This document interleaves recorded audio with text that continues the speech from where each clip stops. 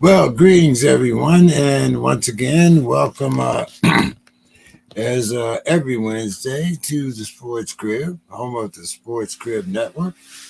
Uh, let's get all our little commercial business out of the way. As you can see there on the bottom, our Cash App is $JE King 3. You can also see our social media there at the West Coast Steeler Fan. Some of you on Twitter might still follow us as the Sports Crib. So make sure you subscribe, donate. We are on YouTube. That takes care of our commercial business. Let's get to the show here. Waiting for Don and Bill, but I do see my man Dave here is already in the crib. How you doing, Dave? Hey, James, doing pretty good. I want to tell you I enjoyed our little session there on Monday. Usually I can only stay about 35 minutes, but I enjoyed meeting some of the guys and getting some of your observations on our beloved Steelers. Yeah, no, every Monday night, and yeah, we had a pretty good session. We went for nearly 2.5 hours. So it's on Clubhouse. So if anybody's on the Clubhouse app, you can always join us on Mondays at 8:30 East Coast time, which would be 5:30 West Coast time. Yeah, a lot of guys that have a lot of knowledge. Uh, you were talking about a guest that a very special guest that you had on the depot. Oh, Mark Gorszczak. Yeah, I'm a contributor to Steelers Depot, and Mark Gorszczak, who just retired as a scout of the Steelers. He was with the Steelers for 28 years, and he is contributing to the depot now. They're working out the details, but he might actually help them with their draft scouting. And then he did an article kind of coming from the perspective of an NFL scout. Oh, okay. Uh, and so how now you're a contributor to the depot also, right? Right, under the average, the perspective of an average Steelers fan. So Okay. I generally do articles on. I'll give game reactions. I don't study film, but I'm coming from the perspective of a fan, and then I just did a recap of all of Mike Tomlin's position coaches since he came into the league in 2007 on both offense and defense. Kind of put out some tables there showing the transition of the coaches under Mike Tomlin. Yeah, that was quite interesting to see that transition. What was it? 7 wide receiver coaches. Yeah, that was a surprise to me because, like, for example, only two tight end coaches since 2007. And then wide receivers, where they've produced a lot of good wide receivers over the years. Hines Ward, Antonio Brown. Um, now you have George Pickens, but there's been a lot of other wide receivers that have done very well. But they've had 7 different wide receiver position coaches since 2007, which was a surprise. Now, do you think that goes to the perspective of the diva wide receiver myth, or do you think that's because wide receiver coaches tend to move on because of the fluidity of the talent in the league with wide receiver? Uh, because the Steelers aren't really one that's known to be a car wash for coaches. Usually they kind of, if they have a good coach, they kind of stick with them. Tomlin, for example. We also mentioned that there was only, excuse me, four. What was it? Lineman. What was it? Four lineman coaches. Right. Well, because you had John Mitchell, who was as the assistant Right. coach, and then the defensive line coach. He had been with the team for well before Mike Tomlin was hired, and then he didn't step down until 2017, I think, on the doing the defensive line job. And now since then, they've had Carl Dunbar, who they brought in from he'd been the defensive line coach in Alabama. So they've brought him in, and he's been there since for the last 4 or 5 years. So, what do you contribute that discrepancy to, either as the average Steeler fan or as someone that studied the Steelers for a while? Well, one of the things that the Steelers do is they'll promote from within. And if they're grooming somebody for a position, so the original wide receiver coach was Randy Fichtner, who then was promoted to quarterbacks coach with Ben for a few years. Before then, he became the offensive coordinator. And then you had the misfortune of Daryl Drake. He had been hired. He was 60 years old, and then he died at camp. He coached a year, and then they were at Latrobe, and he passed away at camp. So that kind of created that. But then also, they hired Ike Hilliard, and he was only there for 2 years, and I'm not sure why he left, but I don't have a good answer for that, because normally the Steelers will try to, if they have a good position coach, like they had Mike Munchak on the offensive line for 5 years, and they would have kept him longer, except for he wanted to go to Colorado to be with his family. Yeah, and what about the linebacker coaches? Did we mention them? Yeah, well, which one of the some people criticize the Steelers for having one of the smaller coaching staffs in the league, and it is pretty small. But like, for example, with Dick LeBeau, when he was a defensive coordinator, who had been the defensive coordinator when Mike Tomlin got there, he only had 3 defensive position coaches. He had a defensive line coach, which was John Mitchell. He had a linebacker coach, who was Keith Butler, and he handled both the outside and the inside linebackers. And then Darren Perry was the defensive backs coach. And then when Mike Tomlin came in, LeBeau stayed, Mitchell stayed, Keith Butler stayed, but then Darren Perry, he left. And then that's when Randy Fichtner came in, or I think Ray Horton came in as the secondary coach. Now they've since expanded it, where now they have an offensive line or outside linebacker coach and an inside linebacker coach, because they've kind of changed where the outside linebacker are really edge rushers now. So they're not quite defensive linemen. That they still have some off the ball responsibilities, but they're used to rush the quarterback a lot. And then the inside linebackers are, plugging up the middle and taking care of the interior. So now they have 2 separate coaches for those functions, where before they only had 1.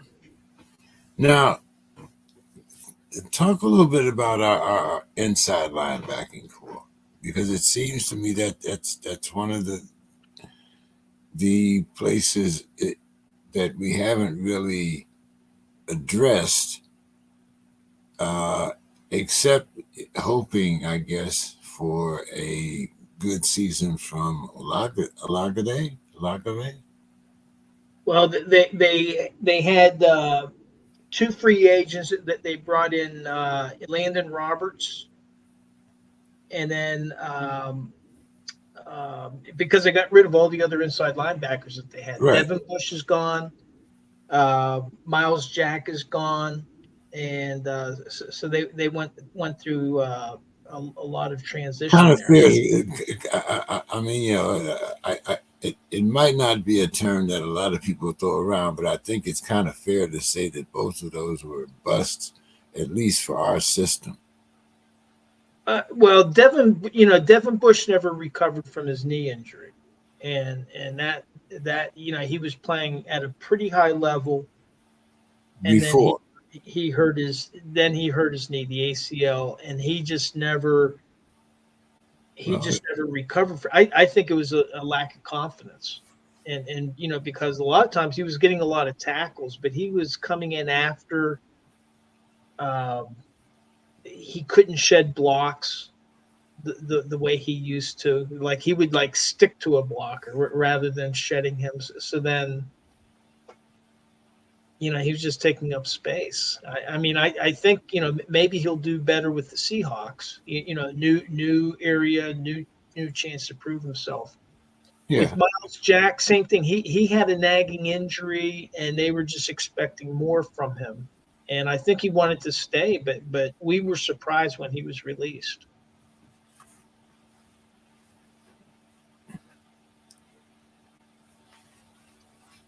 So, where do you think we will have to go to address that problem? I mean, I know it's a long time to the beginning of the season, and there's bound to be some others out there, but Right. Well, they have Cole Holcomb and they got Landon Roberts in free agency, but they're not long. Landon Roberts is 29, Cole Holcomb's 26. They're going to have to go back to the draft, and it's just that they had so many other needs this year. And then you have a young guy, Mark Robinson, who had been a running back that converted to linebacker, and a lot of people like him. He's a hard hitting guy. He's 23, and he's on track, but they think that he probably needs another year or two to develop. So more than likely, what's going to happen next year is probably in the draft. I see them drafting an inside linebacker within the first, second, or third round, no later than the fourth round, and then probably signing another free agent, which is kind of typical for the Steelers. They'll go with a belt and suspenders approach, where if they have a need, they'll work on drafting a player, but they'll also sign a free agent. um, uh, just kind of dropping out of the realm right now. uh, Demetrius has problems getting out of an airport, so he won't be with us tonight. But last night we had the Las Vegas Golden Knights, like uh, I want a baseball score. What was it? Nine goals, and this is a team that has found its way to the finals, to the Stanley Cup in 6 years. It's been in the playoffs 5 of 6. Now, my memory goes back quite a ways, but I do think that the last time that the Penguins have been relevant, they had a guy that Max Crosby? Oh, he's still there. Crosby's still playing. I know he's still playing, but I'm saying I'm trying to put it, like we're talking about how long it's been, like the Nuggets, 50 some years since they've had, Right. Well, this past year was the first year that the Penguins weren't in the playoffs for a pretty long time. They've been making the playoffs. They just haven't been advancing. Advancing very far. And then the big thing is they fired the coach, or excuse me, the Hextall that they had brought in from Philadelphia.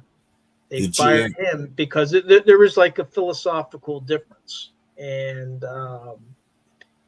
Crosby and Malkin and Letang, those three, they only have like a few more seasons, and they kind of want to finish their careers together in Pittsburgh. And so we'll see what happens with them.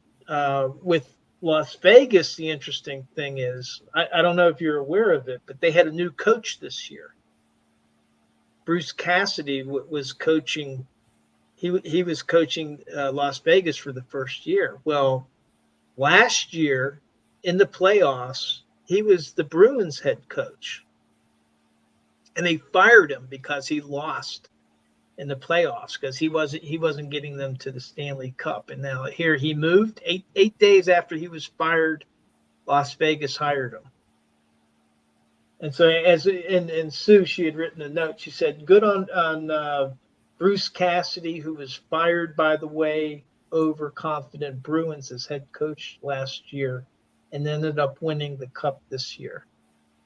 So, and it kind of gets into our conversation last week when we were talking about the longevity of the Steelers coaches, where they'll stick with the coach and they may not win. It took Bill Cowher 14 seasons before they won the Super Bowl, but they stayed with them. And then other franchises, they'll get rid of the coach even after making the playoffs because they didn't go as far as the ownership deemed that they should have gone.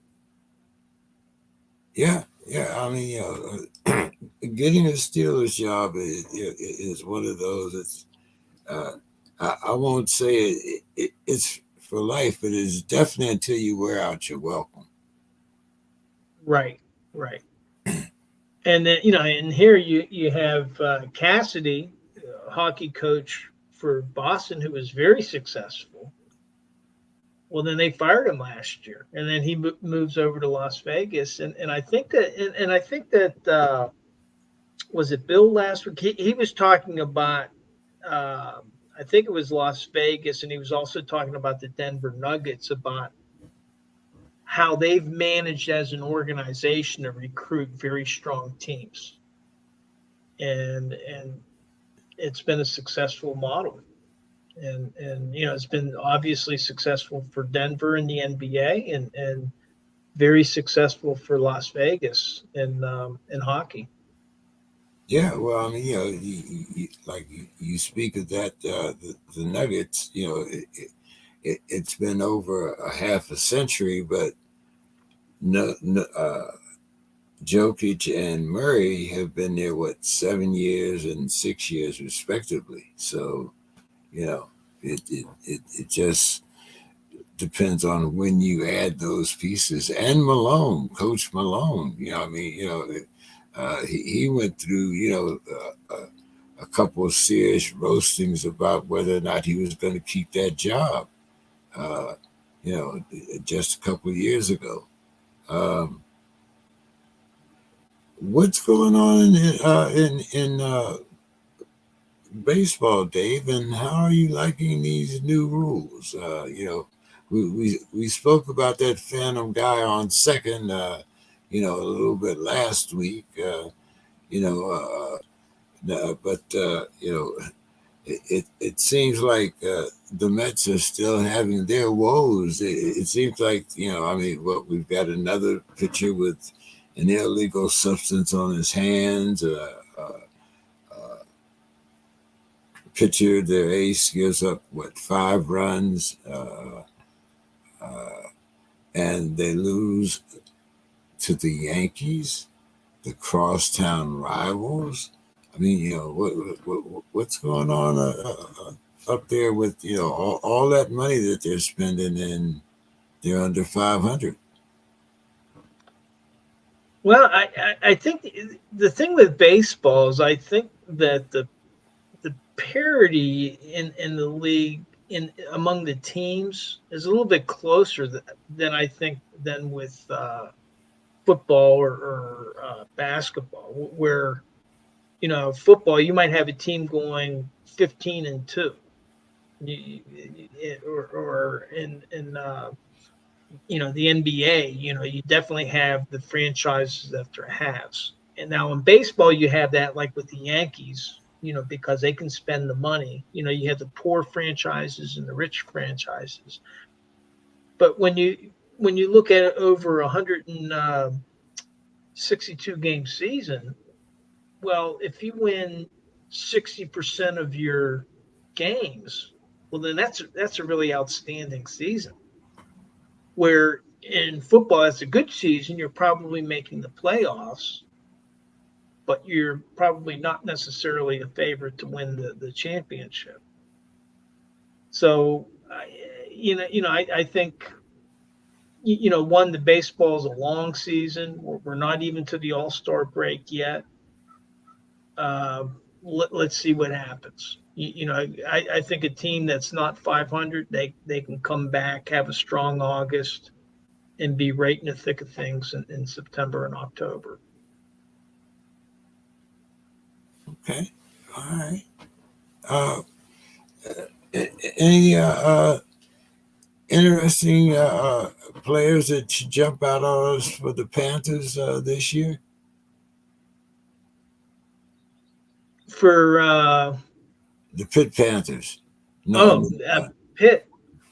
I don't know yet. I'm all wrapped up trying to see how getting ready for Steelers training camp and everything. And usually with the Pitt Panthers, I'll wait until they're almost into the season playing. And that's for both football and basketball. Yeah, it's always wondering. You usually hear one of the linemen that they've had that they might have their eye on, or a running back or something like that. So yeah, I didn't follow the recruiting cycle the way I should have. That's usually a good signal when you can see how the recruiting, who they're signing. Are they getting some of the blue chip prospects to stay local, or to bring somebody in? But honestly, I didn't pay close attention to it this year. Well, Bill is usually our scouting guru, and he'll tell you, would a kid play Pop Warner football, how many tackles he had, the whole 9 yards. So, hopefully Bill will be in. I had to send him the link.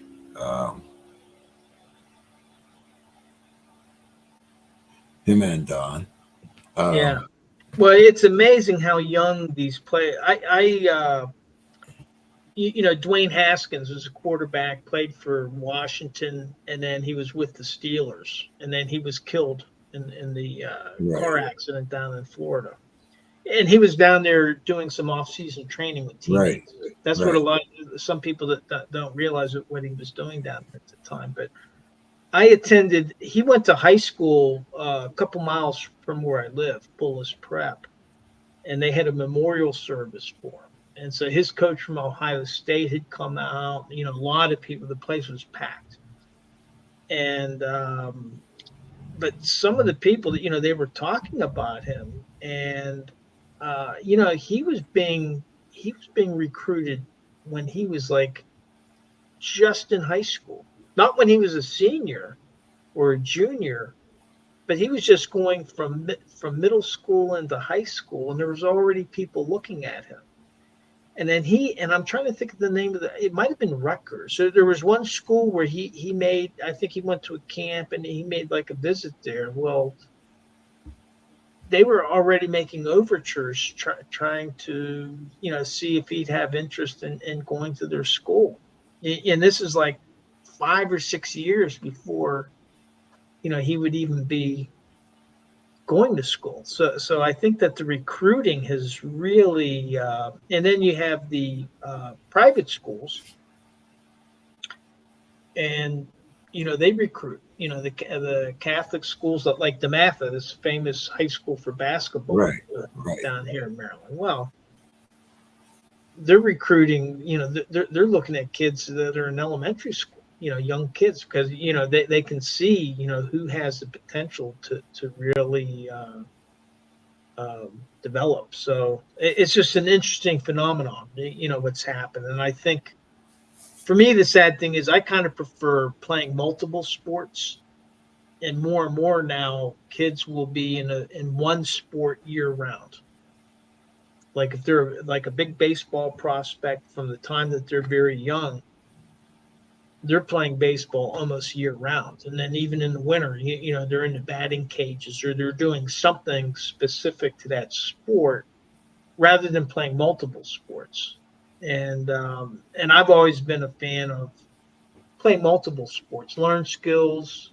You may bring, like if you're a wrestler, you bring something to football that maybe a football player that hasn't wrestled that doesn't have. Like for linemen, the leverage and Right. things like Right. that. Yeah. I mean, as a football player, you were usually expected to at least try out for the basketball team during the off season, try to build up your stamina, or maybe you can jump as far as Nicole Jokic and Jokic and score a couple points. But yeah, but speaking of that, it seems to become more normal now for these kids to be recruited at such a young age. I mean, you look at LeBron's son. I mean, he's just now going into college, but you had people looking at him at a very early age. You had look at the Mannings, Right, for right. instance. You know, uh, uh, even though he proved to be a bust, Ryan Leaf.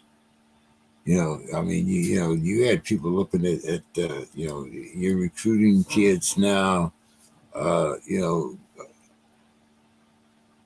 in the seventh, eighth, and before they even get to high school, you know, and these kids are going to camps. I mean, it used to be, like uh, these were, I guess, I want to say back in our day, it was by invitation only.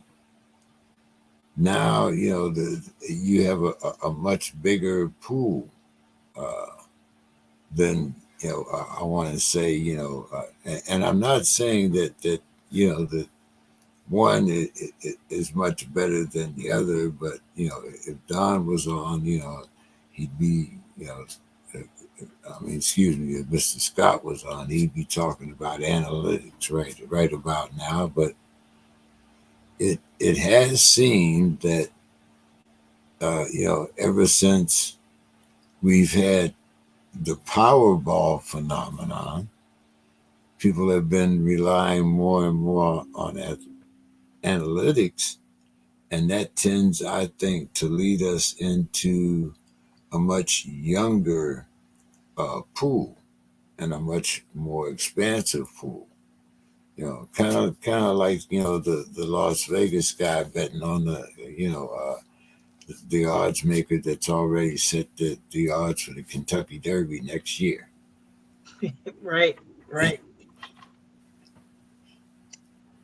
So yeah, I think it's interesting, and I think you're right. It's not a matter that one is necessarily better than the other. I just have a preference.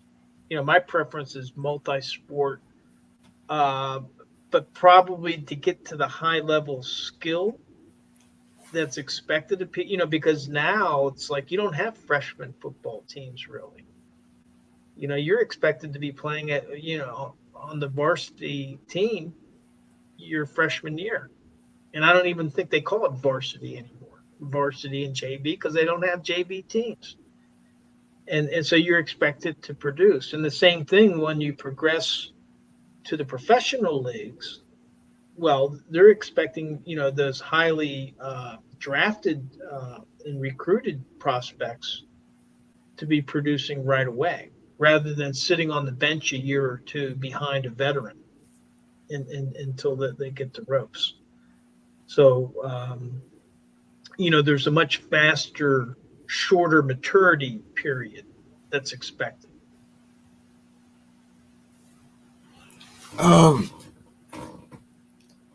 Observation, and it might just be me again, but when you start talking about some of the alternative football leagues, XFL, USFL, you see far more what I want to say skilled position players being brought up. And some of these, when I'm speaking of special, when I'm speaking of these players, I'm also talking about special teams, but they are usually the kick returners, whom we seem to be trying to make dinosaurs out of. But what surprises me, and maybe maybe I don't appreciate the amount of detail and footwork that it goes into being an offensive lineman, but there seems to be more offensive linemen drafted or taken through the draft than there seem to be taken in these leagues that you would think that would have more experienced players. What's your thoughts on that? So you're talking about the opportunities for specialists as opposed to linemen to progress to the pros from like an XFL or USFL? Right. Well, I mean, I know the Steelers signed 2 XFL players. So Hakeem Butler being one of them, the wide receiver. And I think what it comes down to is for the offensive lineman. I mean, they call wide receiver and quarterback skill positions, but it takes a lot of skill to be a good offensive lineman. There's a lot of technique involved. And, you're going up against defensive linemen that have their swim move, they have their go-to moves and all this kind of stuff. But you also have to be working in tandem with your other linemen so that if there's a blitzer, who's going to pick that guy up while you take on the other person. So I think it's a misnomer that it's not a skilled position. I think a lot of people think that offensive linemen in particular are just a bunch of big doofuses that are taking up space and people can't get through them. But, they have to work as a team, the offensive lines. And some of the smartest guys actually on a lot of teams are offensive linemen. So I think that's why, you were asking about the draft. Well, like left tackle, that's pretty highly paid position, comparatively to some of the other positions, because it's such a critical position on the field to protect the quarterback, to protect his blind side. So I think that offensive linemen are very valued in the NFL, and that's why so many of them are drafted. Don, how you doing this evening? Hey guys, how you doing? Hey, Don. Hey. Don, we were talking about, or at least I was making an observation, and I wanted to know what you thought about it, because it seems like when you see these some of these other leagues, XFL, USFL. I think I've referred to one of them at least as an adult Pop Warner program. But it seems like most teams would rather draft an offensive lineman than pick up an offensive lineman from one of these other alternative football leagues, whereas there seems to be more of an acceptance, like the Steelers, for instance, they picked up a wide receiver. There was another team, I think, last year that picked up a guy that was a special teamer. You just don't see linemen being pulled from these other leagues. What's your thoughts on that, Don? I mean, it would seem to me that you would have a guy that is trying to hone his technique and by playing in these other leagues, but you'd rather take a chance on paying, as Dave pointed out, a left tackle in the draft. Yeah, I think when you're talking about offensive linemen, you're talking about a position that often takes a few years to develop. And I think, if you look at every year in the draft, the first 2 rounds are chock full of offensive linemen. That's just the way it seems to be. Offensive linemen are like underpaid. Well, not so much now, but back in the past, are always underpaid, underappreciated, of course. But you could get a whole line for $2 million back in the day. Oh yeah, but I think that the reason that teams will go after linemen who are in draft or free agents in the NFL over the spring leagues is that they feel those guys are ready to play now, whereas those who are in XFL, USFL, some of those guys are still developing. If you look at the offensive linemen in the spring leagues, a lot of them are coming from colleges that are not, Power Fives. You have some Division II guys, some Division I AA guys. So, sometimes it takes a while to develop. But if you're a good player, it doesn't matter where you started. You will make your way to the top. The cream will rise.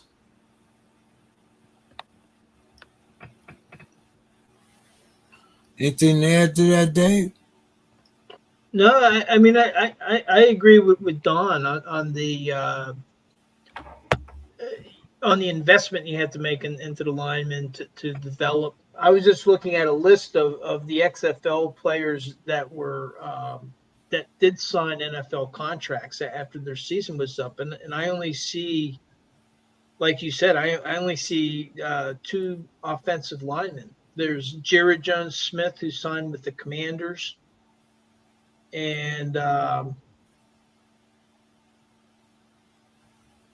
there was Barry Wesley, who signed with the Falcons, who went undrafted. To Don's point, he went out undrafted out of Colorado State in 2022.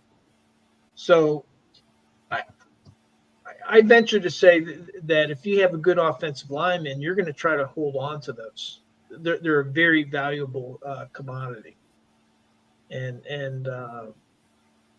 so I think the NFL is tending to hoard those, and then with the players like wide receivers or running backs, well, the speed and everything is a little bit more fungible. You lose that speed after a few years, and then you might have a player in the XFL. Hey, if he has the wheels, he just might be ready, like Don was saying, ready to produce right away. Yeah, perhaps. One of the things that it was just an observation that I had made, about offensive linemen and the way that we have perceived them down through the years, but now they're starting to get paid, you know, to a very high degree. Um, Dave, you might not know much about this, and Don, I'm only using your past against you here because uh, Yeah, I want you to and talk. my ex-wife. I want to talk about Zion here, Don, and I'm sure that you've heard the rumors down there in Texas. I mean, whether it's James Harden, you know, these guys, from down around that Louisiana, Texas, Dallas area, they tend to have a tendency to end up with uh, women that are in the adult uh, industry. Uh, Don, have you heard the latest about your boy Zion, and what was your reaction? Well, okay, so I have not heard anything about Zion. What's the story? Well, accordingly, he went on uh, IG, Instagram, Okay, showing him and his current girlfriend, and she's pregnant. okay, And so, in the meantime, this other young lady, I believe her name is Mariah Miles or something like that, says that he's been paying her $100,000 a month for quite some time, and he thought that she thought that they were going to have this love child, and now she's willing to tell it all about Zion's uh, payments to her, and she has receipts and so forth and so on. And it now seems that the Pelicans all of a sudden have Zion on the trading block. Uh, yeah. interesting. So you're telling me you're an NBA star that has multiple girlfriends and one of them is pregnant? I'm shocked. I'm totally shocked that would happen in the NBA. The scandal. Hmm. So the thing is, here's the thing: any major league sport, basketball, baseball, football, you got guys who single guys, married guys, doesn't matter. They're going to mess around, and it just depends on which franchise you're with. You know, back in the '70s, Tom Landry's Cowboys. He was like a like a choir director. I mean, choir boy, and you got Hollywood Henderson out there snorting coke and whatever. He got rid of it. I mean, he didn't tolerate it. Then you had like the Oakland Raiders. Hey, you want to snort coke? Come on down. Yeah, you have all the sex, drugs, rock and roll you want. So it just depends on which franchise you're with and how much they tolerate. So I think maybe the Pelicans might have a different owner that probably doesn't want to tolerate that.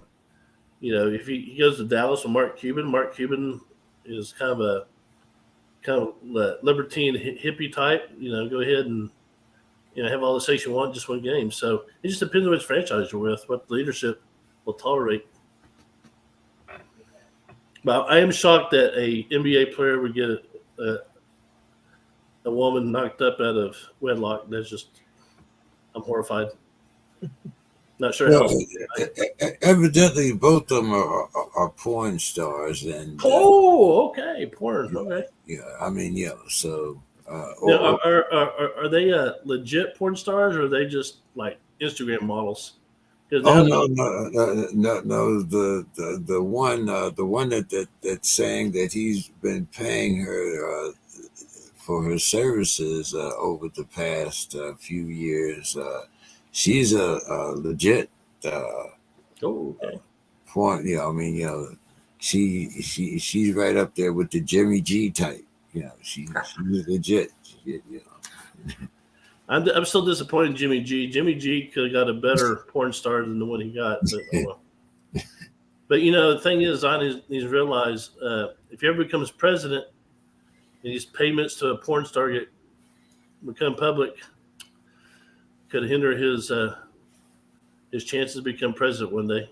Or maybe not. Maybe it might help him get elected. Hey, just go up and grab her by the, whatever. Yeah. So, guys, let's talk a little football here. But Don, I did ask Dave about Pittsburgh and their chances.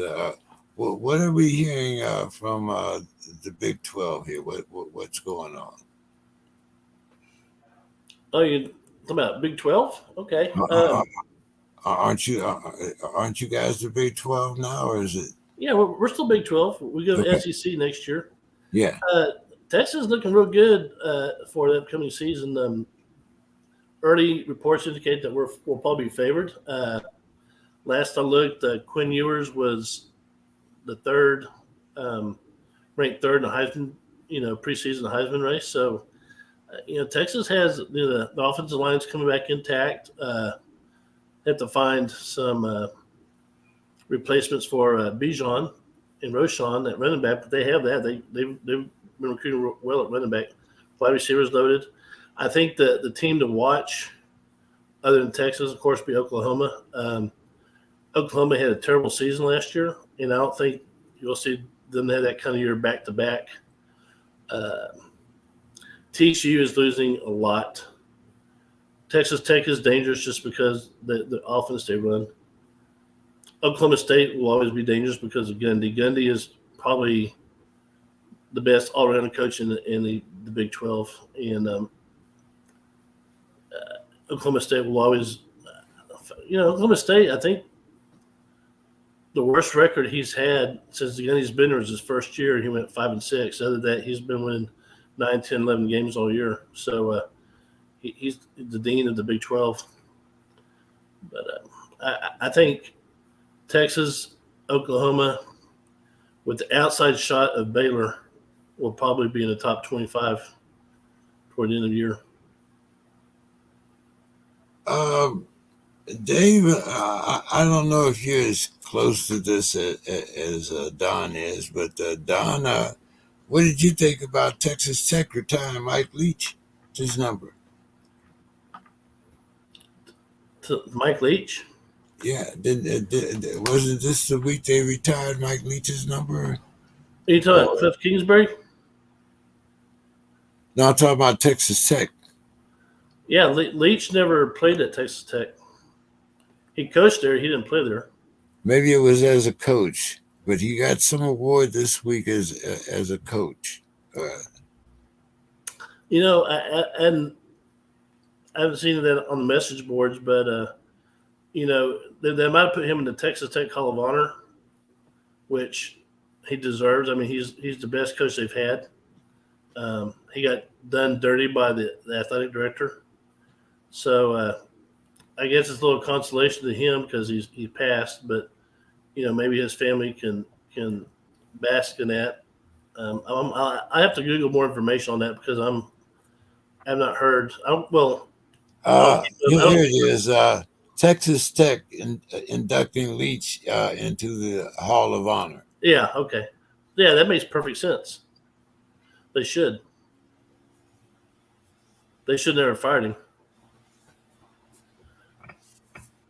Dave, were you close to that situation at all? No. I'm just hearing it here for the first time.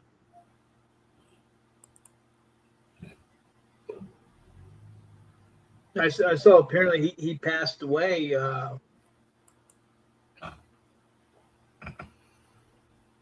Yeah, he died of a coronary. coronary disease. And where was he at? Mississippi State. Mississippi State. Okay.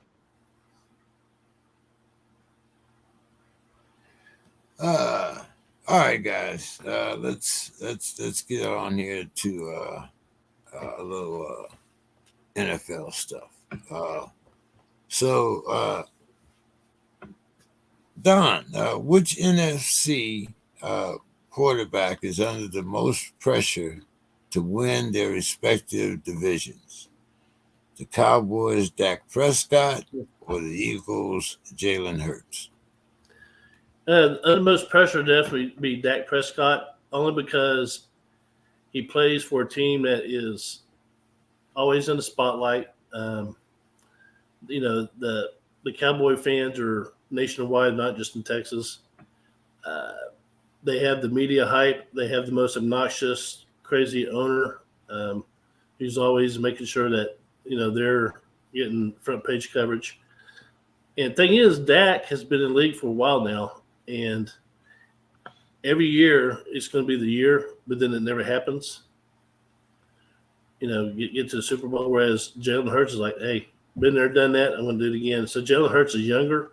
I think that takes away some of the pressure. So to answer the question, Dak Prescott definitely has the most pressure because he has the most unfulfilled expectations going in. Okay, Don, staying with the NFC, is the Vikings Kirk Cousins or the Lions Jared Goff? That's a close one, but I'll go with Kirk Cousins because, as you know, on this show, every time we bring him up, we talk about how he's kind of fallen short of expectations. You know, he's an above-average quarterback like Dak, very similar to Dak, but he just can't get them over the hump. And so in his case, you know, he's been with the Vikings for a while now, and the Vikings on paper are a decent team.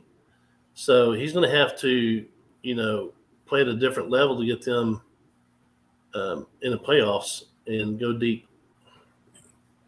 Dave, what do you think? The Cowboys Dak Prescott or the Eagles Jalen Hurts? I agree with Don. I'd say Dak Prescott. And basically, you know, Dallas is, you know, they're always expected to be on top, and the Eagles are on top. The Eagles were in the Super Bowl. And so then there's pressure on Philadelphia to try to repeat, but normally there's a little bit of a letdown, and Dallas needs to leapfrog Philadelphia. And so I think that the pressure is more on Dak Prescott to lead the team to where Dallas believes they belong. What about Kirk Cousins and Jared Goff? Yeah, I see that one a little bit differently. I think that there's more pressure on Jared Goff. You know, he's the younger, hungrier guy coming up. Kirk Cousins, like Don says, you know, he hasn't made it to the promised land, but he's a little bit older. And I think that the Lions had all these draft picks this year. I think that they had 6 draft picks in the top 100 draft picks, 2 number 1s, 2 number 2s, and 2 number 3s, if I'm not mistaken. And people are expecting the Lions to step up. And the Vikings, they won the conference last year. Well, can they keep it up? Are they going to be taking a step back as a team? And so I think that the pressure is more on Jared Goff to take the Lions because now people are expecting them to make a move. Dave, the Vikings cut Dalvin Cook. What did you anticipate that move? And what do you think about Dalvin saying, you know, that he's going to wait for a team that appreciates him for being Dalvin Cook? What does that even mean? Yeah. I as a Steeler fan, I've gone through this before with Le'Veon Bell, and I think we'll be talking more about when we talk about Saquon Barkley. But I think, Dalvin Cook, look, these guys are top shelf athletes. And, there's a lot of ego that goes with that. And you have to have that ego. If you don't have the right ego, you're not going to perform. And so I think that's got to hurt a little bit, and he's probably looking for a payday. And apparently he's not going to be getting it, with the Vikings. And I think he was making, I think, $8 million or $9 million a year up until now. Now the question is who's going to pick him up, because he's on his second contract, and I'm sure somebody's going to want him. And then once he does get picked up with somebody, Dalvin Cook he's going to want to prove the Vikings made a big mistake by letting him go. Don, what's your thoughts about that? I'm sure Eckler said the same thing at the beginning of the season. Yeah, I think Dalvin Cook, he still has a lot of mileage in him. I mean, he's going to make some team very happy.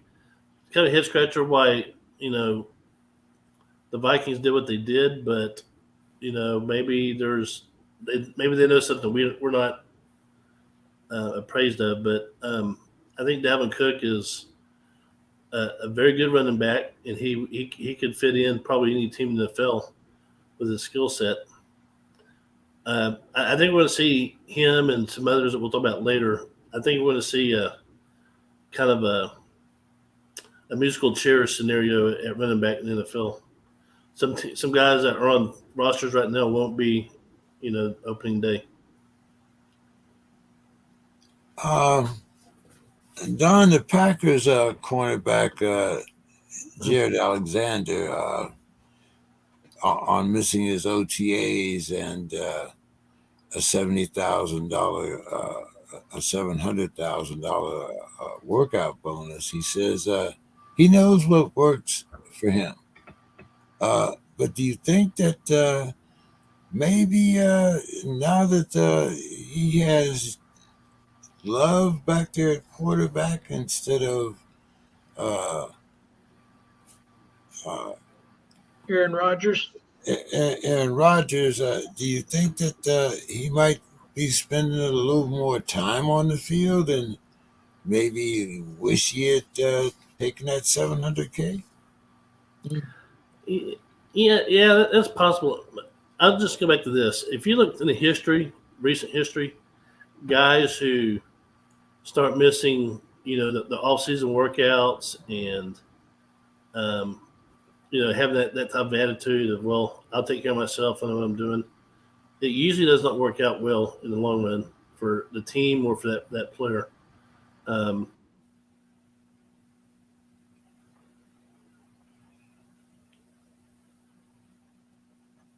still with us, Don? I think he might have dropped. Yeah, we'll have to catch him when he goes. What's your thoughts on that? Well, I mean, first, the OTAs are they're not mandatory. Don seems to be back. Is he back? No, I don't think he's back. Yeah, I think he's froze up on us. He might have to dial back in. Yeah. No. What I'm thinking. First of all, the OTAs they're not mandatory practices, and the mini camp is, which is what is coming up. And now, he had a bonus that he's going by, and I think, well, to me, it's okay. Well, did he and the team have an agreement? Did he tell the team, or are they okay with it? So, like, for example, I'm much more familiar with the Steelers. TJ Watt wasn't at the first day of OTAs, but he had an excused absence. And there was a couple other players that didn't as well, not Ryan McCollum, who's a reserve center. So I don't think it's that big of a deal unless we start talking unless he starts missing mandatory events like mini camp or training camp or something like that. And I mean, because the guy, I mean, he played 92% of the snaps, defensive snaps in the games that he played last year. So he's on the field a lot. And he I think, from the statistics, he played very well. He was holding when quarterbacks. I was looking at the advanced defensive statistics from the Pro Football Reference, and when the quarterbacks are targeting receivers that he was covering, the quarterback rating was only 63.7% on those plays, which indicates that he can cover. He's doing well. So again, I mean, the OTAs are not mandatory, and he gave up $750,000, but as long as the team was okay with what he did, TJ Watt didn't go to the first day of OTAs the other day. But Mike Tomlin said, hey, he has an excused absence. This guy has an excused absence. But I would keep my eye on the mandatory things like minicamp. Don, you got froze out there. But I have some connection issues, so it might happen again. It's been plaguing me all day, so I'll get back in the studio if it happens again. Don't worry. So, were you finished with your diagnosis there? Well, no, I was just saying that, Alexander, as good as he is, he has to realize that they have expectations. And, maybe I just grew up differently, but like when I was in high school, we had voluntary summer workouts. Well, it really wasn't voluntary. The coaches knew if you weren't there. So, I think, to keep harmony on the team, everyone has to be on the same page. Well, I'm going to sit this one out. Yeah, if you had a starter's number, you were expected to be there. Voluntary, but different area. But I came across this other article, and I really didn't put it in here, but this was what the NFL Today and Pro Football Focus had put out as the 9 best veteran quarterback wide receiver combos for the 2023 season. And I'll give you the combos and you tell me what you think. The number 1 combo, of course, is Aaron Rodgers to Garrett Wilson. That's number 1. That's number 1. It says Rodgers joined the Jets to prove he still boasts MVP skills, taking Gang Green to the promised land, and he'll become immortalized in New York. And for the 39-year-old quarterback to accomplish that, he'll need to feed Wilson plenty. So, do you think this is the number 1 combo?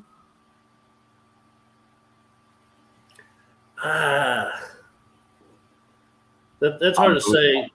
I'll go to number 2. Lamar Jackson to Odell Beckham. I'm not comfortable with that one either. Yeah, Actually, I might take that one. Well, only because of age, I might take that one over Wilson and Rodgers. But I'll go to number 3. Lamar Jackson is just head straight. I'll go to number 3. Trevor Lawrence to Calvin Ridley. I like that.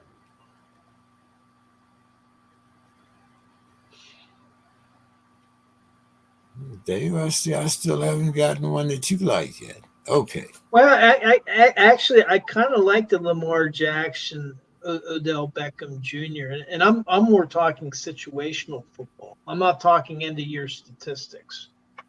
And to me, and this is something Ben Roethlisberger was talking about whenever they signed Odell Beckham. But right now, teams they defend against his threat to run the ball. And the thing that he's been missing really is a consistent downfield threat. So defenses could afford to stack the box. But with Odell Beckham, now, Lamar Jackson could be threatening to run. But if the safeties are coming up and Odell Beckham is shooting down the field, now Lamar can just stop and heave it downfield.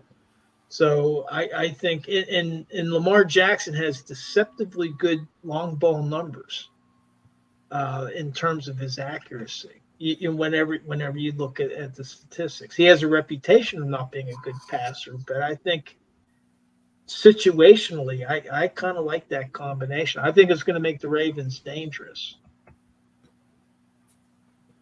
Okay. Number 4, Derek Carr to Chris Olave.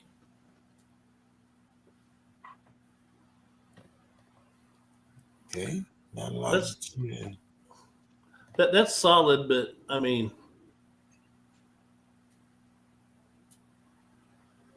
okay. We'll move I like on. Ridley better than that. Okay, we'll move on. Number 5, Justin Fields to DJ Moore.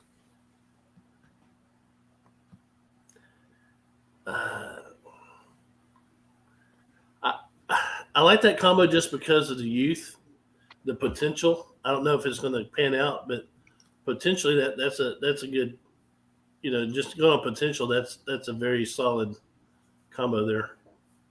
Yeah, to have it as like the top 5 in the NFL, though, I'd have to say show me. I'd like to see them actually produce more this season. Number 6, Jimmy G to Devontae Adams.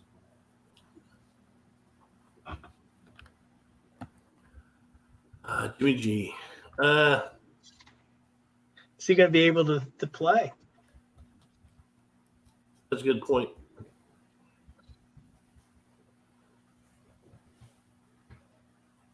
Okay. Number 7, Dak Prescott to Brandon Cooks. Ooh.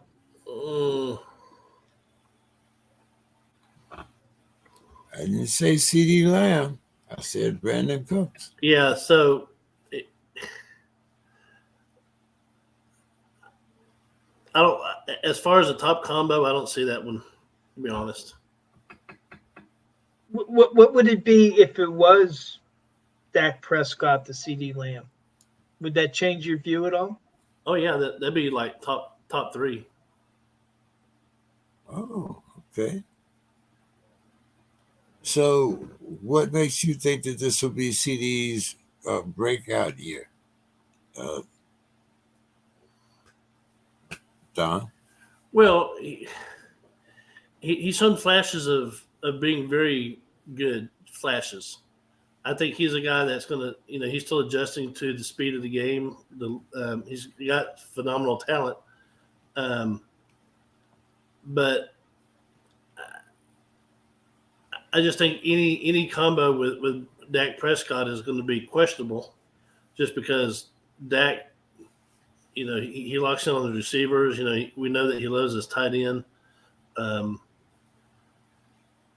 I'm not hearing a lot of tight ends in this conversation, by the way, but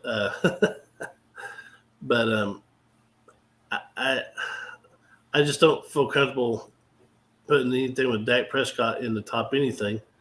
But again, with CeeDee Lamb, we're talking about potential. So that's where I am on that one.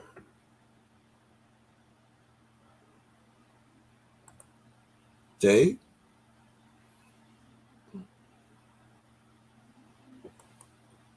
Yeah,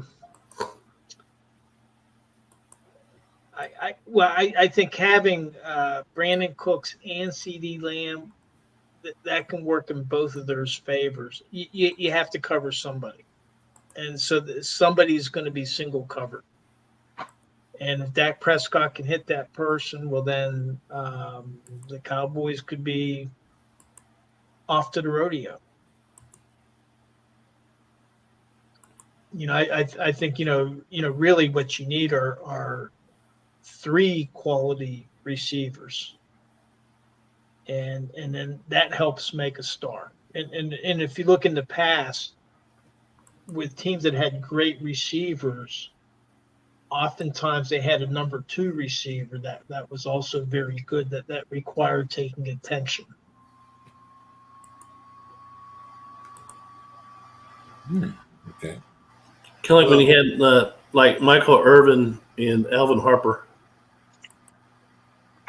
Exactly.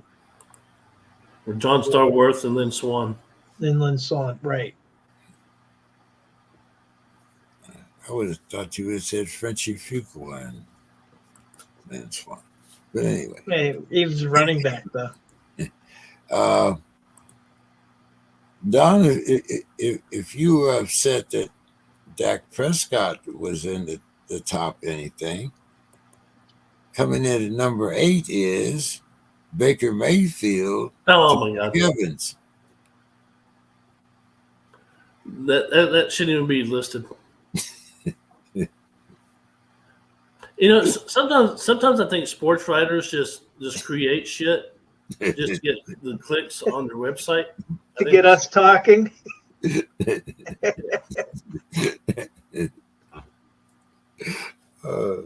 I got to say this for Baker. I think that Cleveland kind of did him dirty. His last year there, he hurt his non-throwing shoulder, was playing in a sling that required surgery later on, but he did not have a full throwing motion, and he played. He didn't have to.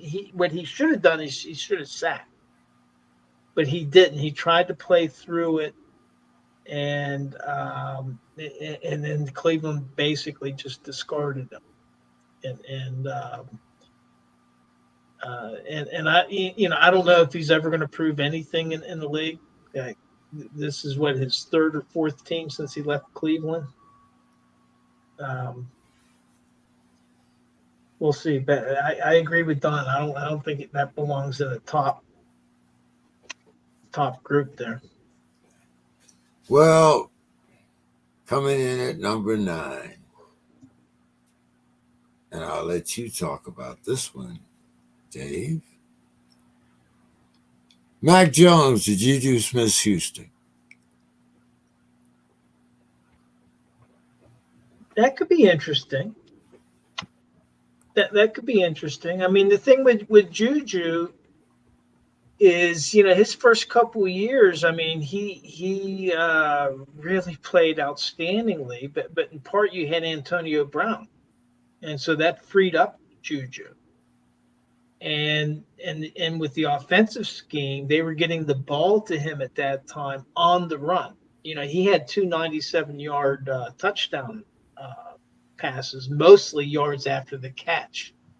And he's not known as, and Juju's not the fastest guy around, but he's a baller. He'll play. So depending on what Bill Belichick has in mind for them, that could be a pretty good combination.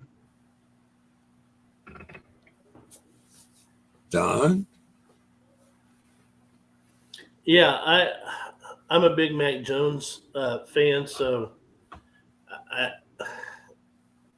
I like, any combination with him in it. I mean, that's, if you get the ball to Jones, that's great.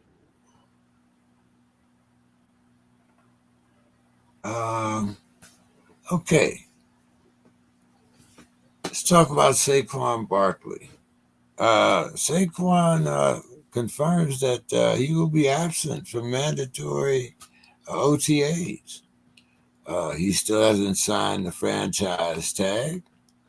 Do you think he's taking a chance with Zeke and Dalvin Cook and some of the other quality RBs out there on the market, Don? Yeah, so there's a good crop of running backs in the league, and there's a good crop of running backs who are going to be rookies this year. So I'm thinking, he might be taking some uncalculated risk here, because again, when you don't show up to so-called voluntary workouts and meetings, and you don't sign your contract, that's a red flag to your organization. So he needs to be really careful. And this is another guy who's still a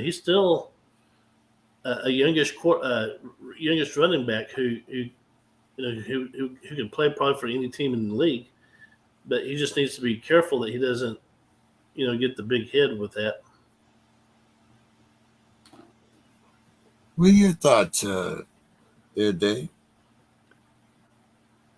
Well, I mean, if he's missing mini camp, which is teams are getting into their mini camps, which are mandatory activities. Yeah, he's saying that he will not attend, that he will be absent from mandatory camps. Yeah, and the thing is well, he's not under contract. Okay, Yeah. this is similar to the Le'Veon Bell situation when the Steelers had tagged him for the second time and he didn't sign the tag. He's not under contract. And so the question is how long is he going to drag this out? And I would imagine he's very familiar with what happened with Le'Veon Bell. I think if Le'Veon Bell had it to do over again, he would have played that season and picked up $14.5 million, which that was so many years ago. That would have made him the second or third highest paid running back this year. So I think it's just a matter. I think that Saquon Barkley is probably making a statement. Hopefully he doesn't allow his ego to take over. And I would imagine at some point he'll sign the tag and come on board. Because the problem is it's not like if you sit out a season or if you sit out half the season that you come back and you have all this energy. You're gaining rust. You're oxidizing. And what happened with Le'Veon Bell, he was never the same after sitting out that season. Of course, he went to the Jets that had a horrible offensive line that didn't help. But so I think Saquon Barkley, camp should be starting at the end of July. That there's still time. I think right now he's making a statement. And now this is a matter of the two sides, how they're talking to each other. But there's not much to talk about. He's tagged. So he either signs or he doesn't sign.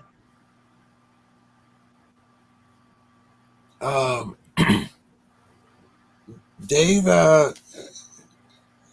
where's Demetrius when I need him? I was stuck in an airport. But anyway, I'm not sure. But before I forget, but they could, and maybe Don, you can help me here. They could go into a new contract. They could. Right? Multi-year contract. They could do that, but I say let's wait a couple weeks. Let's see what happens. It doesn't become real until training camp starts. Then it becomes real. Sorry, Yeah. Jake. No, I was going to say, I don't know if you were familiar with uh, the situation between Darius Slay and Matt Patricia when Darius was a Lion, but it was pretty well publicized that to say that the two of them were oil and water would be very uh, a gentleman's way to put it. Now they are reunited with the Eagles. Uh, what's your thoughts on this, Dave? When you have two, a player and a coach that have been at odds, do you find that it's easy for them to bury the hatchet without doing it in each other's heads? I think that winning heals a lot of wounds. Detroit had a couple bad seasons when Patricia was the head coach, 6-10, and then 3-12-1 were their records. I think that was in 18 and 19, and their relationship is different. You're going from being the head coach to a senior advisor. I think is what his position is. Eagles have brought him in as a senior advisor. Again, I'm a Pittsburgh guy. This is like Minka Fitzpatrick and the Miami coach that got Brian Flores. There was reportedly issues there. Minka Fitzpatrick wanted to leave. He asked to be traded. Pittsburgh picked him up. And then the next thing you know, Pittsburgh is signing Brian Flores to be a senior assistant. And they got along fine. And I think that it's a new situation. I think winning helps a lot. That smooths over a lot of wounds. Is my opinion. Don? Yeah. So again, we talk about talking about earlier about professionalism. A lot of people have to understand that if you have a difference of opinion with someone or a personality conflict, again, be professional, be mature, put that in the back seat and move on and do what's best for the team. Hopefully that's the case for them, if you're an Eagles fan, because the Eagles should make a return to the Super Bowl, but they can't have any kind of distractions going on in the locker room between coaches and players. So I just think that hopefully both parties are approaching this with maturity and growth and not, living in the past. Don. The thing I would add to that is if they don't resolve their differences, the Eagles would probably get rid of Patricia before they would get rid of Fairley Slay. Yeah. I think you're right. Yeah, most likely, like you said, he's no longer the head coach. He's in an advisory position. But it should be interesting to see what happens the first time there's a blown coverage. Don, McCaffrey, Kittle, Samuels, and Ayuk. Don, is the 49ers kind of a plug-and-play quarterback type of offense? I mean, we've seen we can put Mr. Irrelevant back there. Jimmy G worked back there, went to a Super Bowl. Trey Lawrence. I mean, what's your thoughts here, Don? Well, the 49ers, and they've shown this last few seasons, that they're well coached. They have position coaches. Their head coach is doing a great job. And if you go and look at the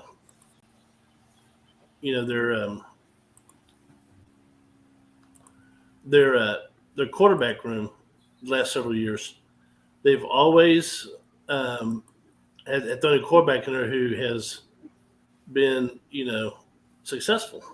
I mean, just they get the most of their players, and they they got probably two tight ends of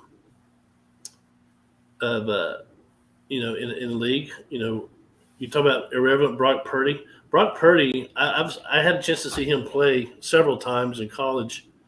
That guy was a stud. If he had been anywhere other than Iowa State, if he had been at like Oklahoma or even at Texas or Mississippi, Alabama, that kid would have been a Heisman contender. I mean, he's just a winner. So when he had that success at the 49ers, I was like, people are shocked. I'm not. I knew he was good, And so, and then you got, running back McCaffrey, who is, he can run the ball, he can catch the ball, he can return the ball. He's Mr. Everything. So they got a very good system there, in San Francisco. I think they'll continue to do well. Dave? Yeah, I think, one of the things with the salary cap is, if you're not paying, $50,000 or $50 million for a player, you can afford to build a lot of talent, across the roster. And, it looks like that's what the 49ers have done. It's a strong, I'm envious of having players like that. It's a strong roster. So you have to have a quarterback that, you can't have a horrible quarterback, but, you have to have somebody that can win you some games. And, between Trey Lance and Purdy, I think Sam Darnold is just going to be there as veteran presence. But I kind of like that model.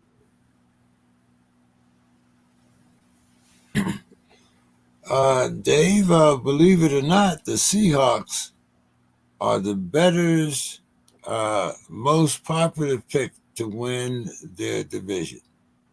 Nearly 80% of the money bet on the NFC West winner is on the Seahawks. Dave, believe it or not. I can believe that. You got resurgent Geno Smith.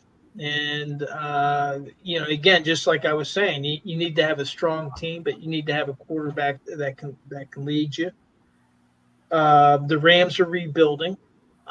We talked about this, I think last week. I don't see them up in the mix. I think that they'll be improved, but I don't think that they're going to be up there. And then you got the 49ers. And so I think that the I think that the Seahawks have a good shot at it. I think it's believable. Don?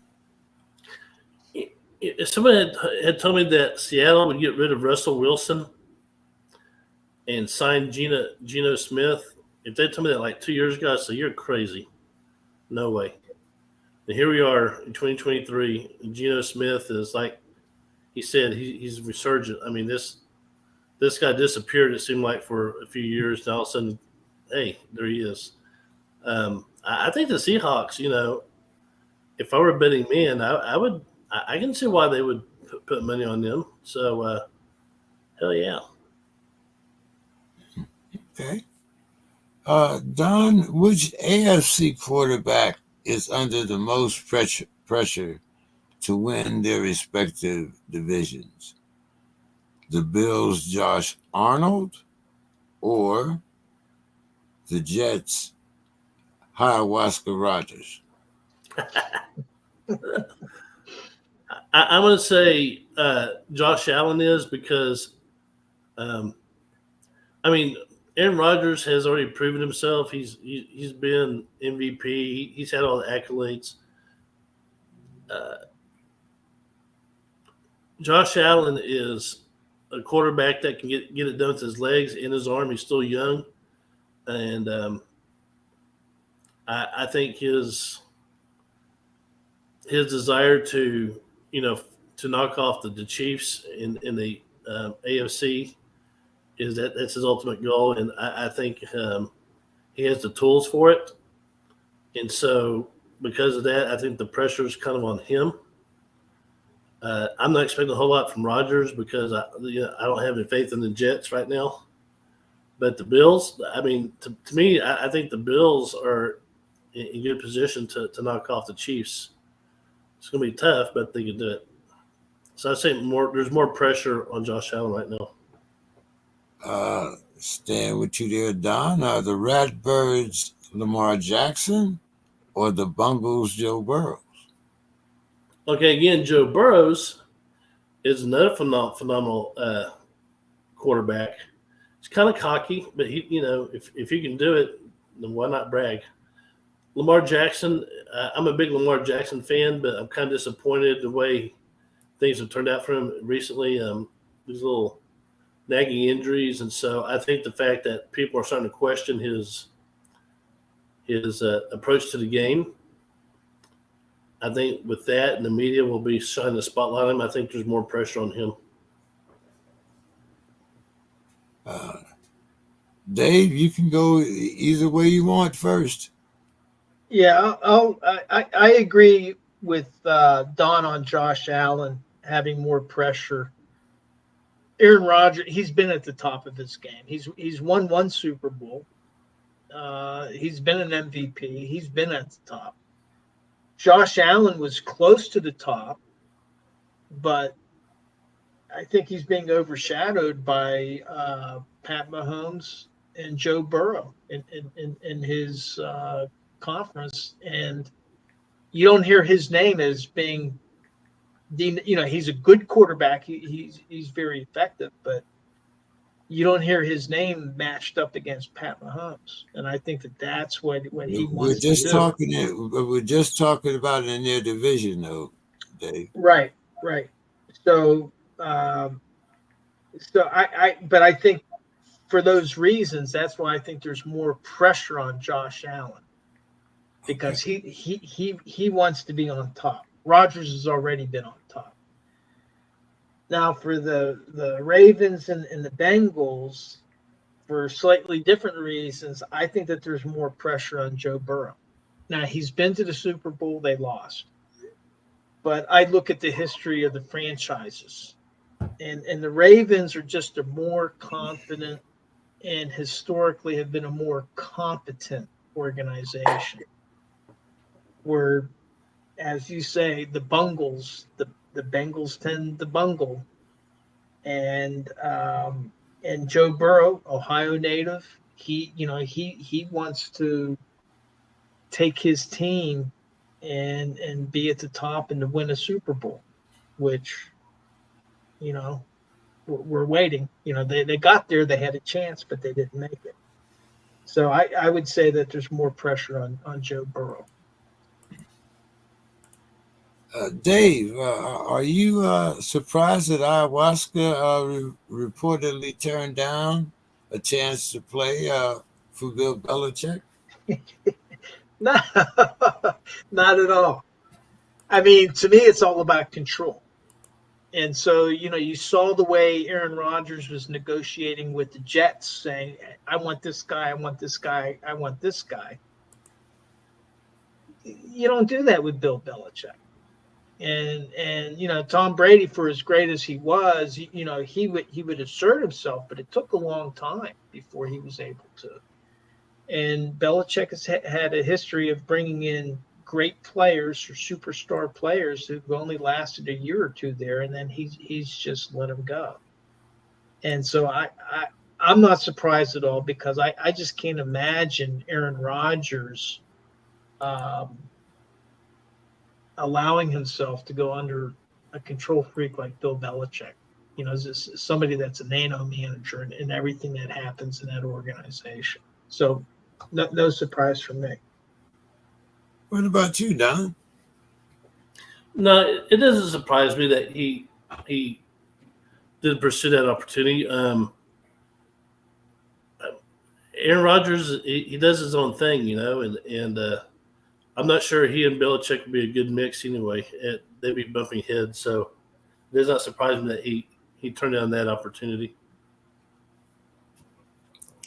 Dave, Najee Harris advocates for running backs, and he disputes this longevity narrative. But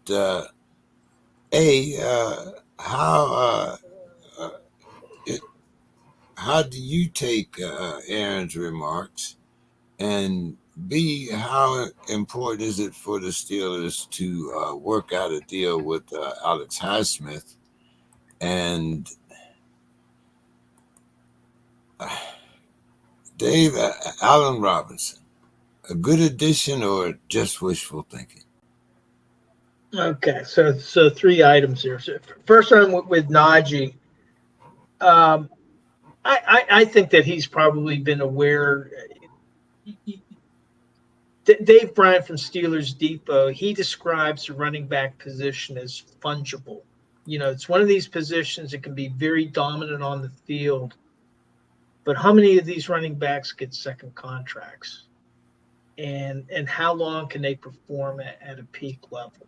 And it just seems to be less and less. Like whenever you had Sean Alexander up with the Seahawks or LaDainian Tomlinson, those types of running backs, those are getting fewer and far between.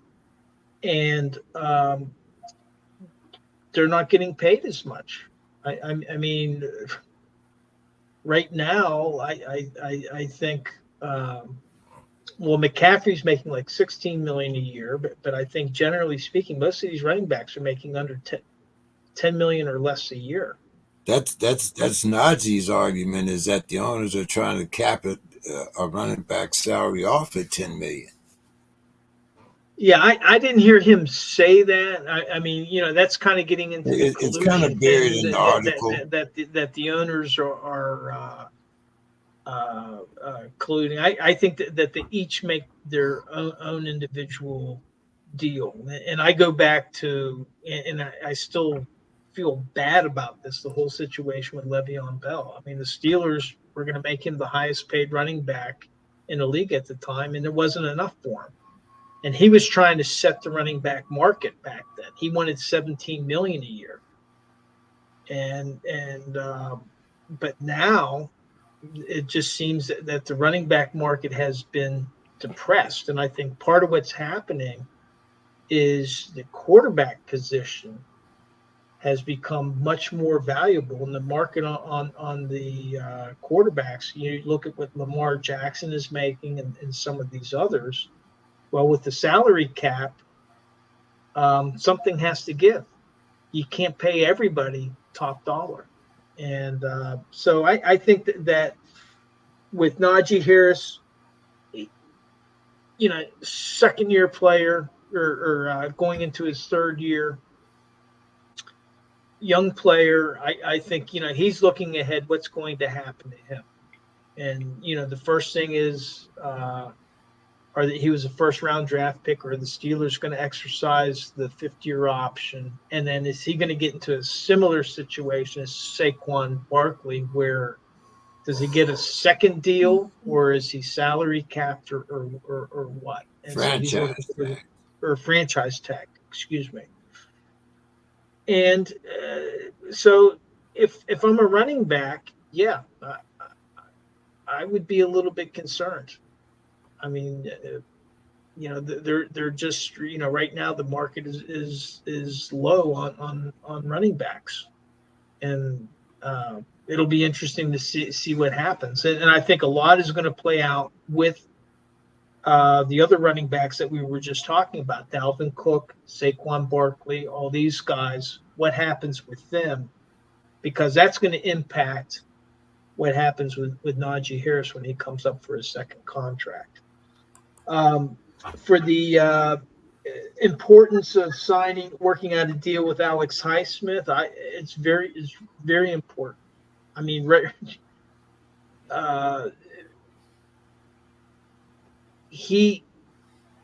he's a very, very good edge rusher. He's not TJ Watt, but the thing is they complement each other. And they don't really have, they signed Marcus Golden as a number 3, but at this stage in Marcus Golden's career, he's not an Alex Highsmith. So I think that it's very important that he signed. Both Alex Highsmith and the organization has expressed interest in getting him signed before camp, because the Steelers traditionally, once camp starts, they usually cut off negotiations. In terms of Allen Robinson, yeah, I think he's a good addition right now. I'm looking forward to going to training camp. I'm going to be up there the 28th and 29th, the first public day that the Steelers training camp is open is the 27th, to see how everybody's looking. And I think right now he's a good veteran presence. The Steelers have a bunch of young wide receivers. I think he has a pretty good shot at making the 53. I don't think it's guaranteed that he makes the 53, but right now I think it's a good addition. And I want to see him in camp, and then I want to see what his rapport is with the rest of the wide receiver position group, because again, he'll I'm looking for that senior leadership from him. Don, what do you think about all of these running backs that are out here in free agency?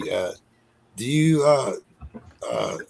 you think about Najee's premise that it's the owner's ideal to cap off the running backs at $10 million or less?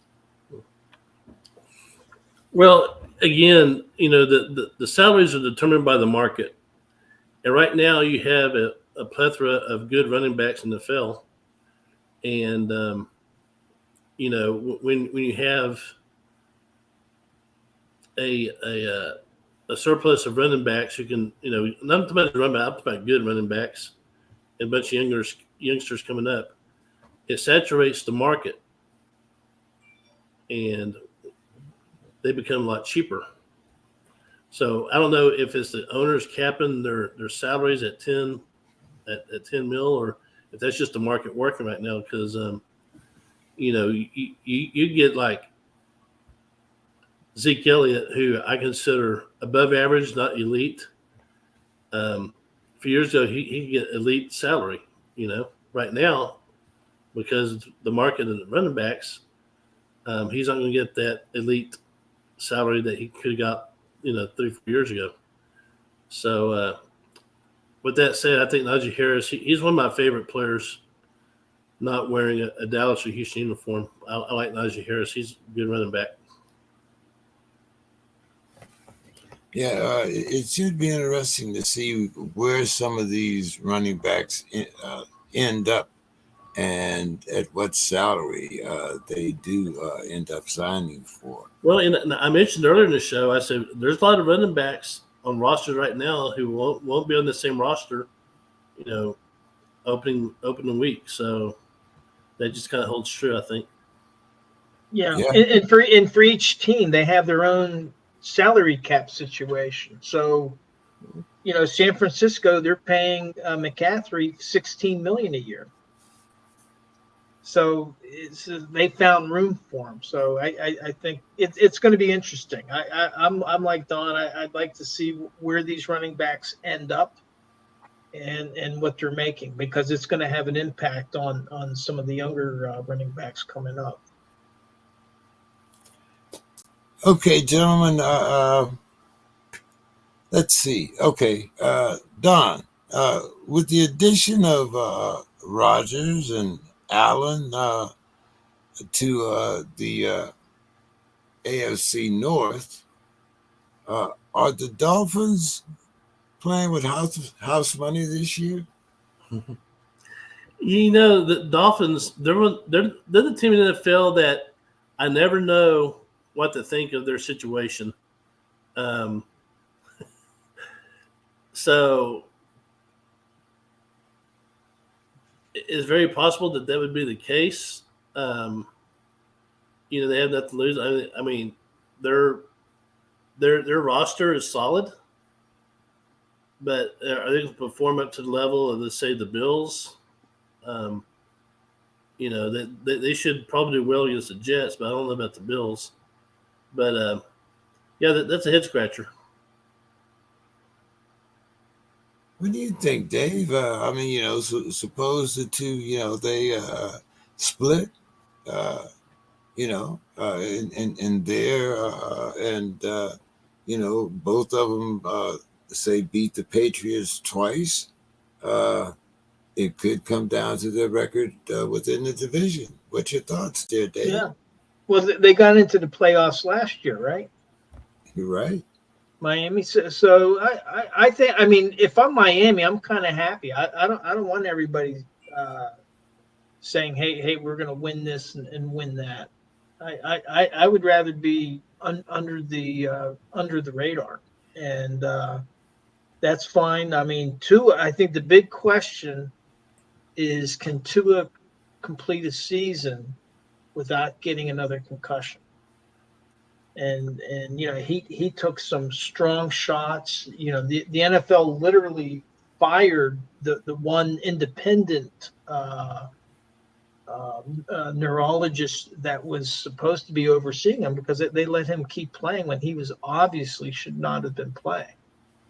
So I think that's the question, is can Tua keep playing? And if he does, then I like Miami's shot at maybe getting back into the playoffs. Yeah. Fran Tarkenton would have said, put some dirt on it. Let's keep playing.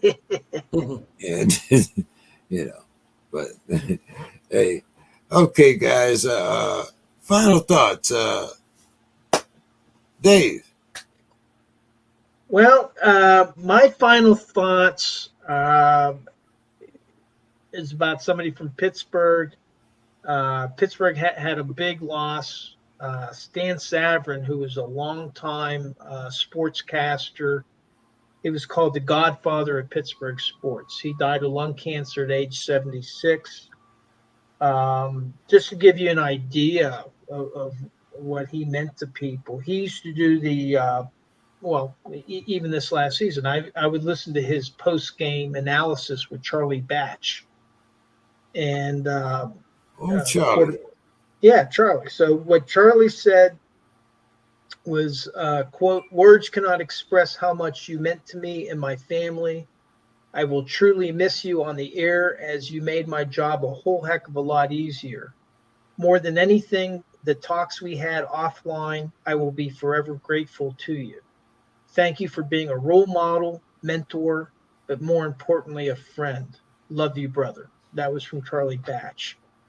Now, Art Rooney II, the owner of the Steelers, he was talking about, and the Steelers having a Hall of Honor that they started about, I think around 2017. And so then they have a committee that nominates players this would be like being a Ring of Honor, but with the Steelers, they have their Hall of Honor. And Stan Savran was one of the committee members. He was one of the people that would vote people on. Well, he's been fighting his lung cancer for the last few months. They were supposed to have a meeting, and Art Rooney just related this story. And a few days ago, Stan couldn't make the meeting. But they arranged to have a Zoom conference, and Stan was going to be on it. Lung cancer and everything. He got on. He couldn't get on the Zoom call. He sent in an apology. But Art Rooney said, along with his apology, because this is the last thing that they got from him, he gave his 2 votes on who he wanted to be in the Steelers Hall of Honor this year. So I don't know who Stan Savran voted for, but here's a guy. He was a real gentleman. A great guy, and he right up into the end just like that, he was still giving his votes to the Steelers Hall of Honor. And so I think, that those are my final thoughts. Great man that Pittsburgh lost. Yeah, he will be sadly missed by the Pittsburgh sports community. Not just one community, but all the Pittsburgh sports community. Don, Yes. your final thoughts. You're not going off to Italy or somewhere on us next week, are you?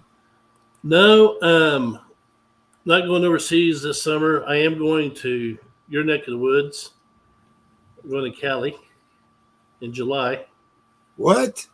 Yeah, I meet some family. They want to go to whichever Disney's out there, Disneyland, Disney World, and all that. And I told them the only way I would go is if I could do a side trip to the Ronald Reagan Library and Museum. So I'm going to go pay homage to the Gipper. And it's not that far away. You're going to L.A. For Disneyland, or right outside L.A. And then the Ronald Reagan Museum, I believe, is where is it? it's about a 2-hour drive north of there, I believe. Was it where the ranch was? Yes. Yeah, all that's kind of together. It's it's its own. I mean, it's got its own zip code, I believe. But yeah. So that was my compromise. If I had to go to Disneyland, then they'd have to go to Reagan, see Reagan's grave. But that's my final thoughts. Texas released their schedule for the SEC in 2024. We get Georgia at home. We have Arkansas at home. I can't remember what else. I think we're on the road to Mississippi, I think. But A&M, starting that rivalry back with A&M, will be in College Station, which I'm fine with. They're so used to getting beat at College Station by Texas in recent years or in the past. No biggie. So I'm excited because, get to see Georgia. Got to see Alabama this past year. Get to see Georgia now, and hopefully Texas will be SEC ready for that time. So I'm looking forward to 2024. Are we going to see a Texas team in Auburn in 2024? I mean, Austin. I'm sorry. A what? Are we going to see a Texas team in Austin in 2024? A Texas team. Yeah. Isn't someone was talking about moving to Austin, weren't they? The Longhorns? No, they'll be. No, not the Longhorns, of course, especially not the Longhorns. But I thought there was a team that was talking about moving to Austin. Well, the Spurs had kind of flirted with it, but that's. Okay. Maybe it was the Spurs I was thinking of. The Spurs actually have a rookie franchise, the Austin Spurs, the D League, what they call it. But yeah, they played the exhibition. Well, no, they actually played a regular season game in Austin this past year. And there's a conspiracy theory that they were trying to generate interest about moving because, San Antonio is a little bit more laid back. We're a very laid back city. Austin is becoming more like a California type city. With all the celebrities, atmosphere, and of course the homelessness. So, why not move a franchise to Austin? Don, I hear now that the rumor has it that Pops talked about signing an extension. Well, he has a reason to now. He's got supposedly the greatest player since Jordan showing up, so we'll see. Yeah. I mean, that's motivation, Yeah, big motivation, and also, Dave, what are our realistic chances of pulling off a playoff spot this year? Can the AFC North have 3 playoff spots? Pretty tough. One of the problems is that they play each other twice, and it's happened before. But I think it would be pretty tough this year. I mean, you got some other divisions. I think that will probably have. You look at What the division AFC are we East. playing this You year? got Miami. You got Buffalo. Who are we playing this year? Besides our I our think rival. that the is it the NFC West? San Francisco. We open with San Francisco in Okay. Pittsburgh, Okay, so it is the so I think it's NFC. the NFC West, and then so you got, I think, Seattle. You got Seattle. You have the 49ers. Um, who else is out there? Yeah, I can tell you right now, because I'm going to be missing the home. I was supposed to be going to the 49ers game. They open against the 49ers, Browns, Ravens, then the Jaguars, Titans, Packers, Cardinals, Patriots, Bengals. That's their home schedule. So we play the AFC North and the NFC West. Right.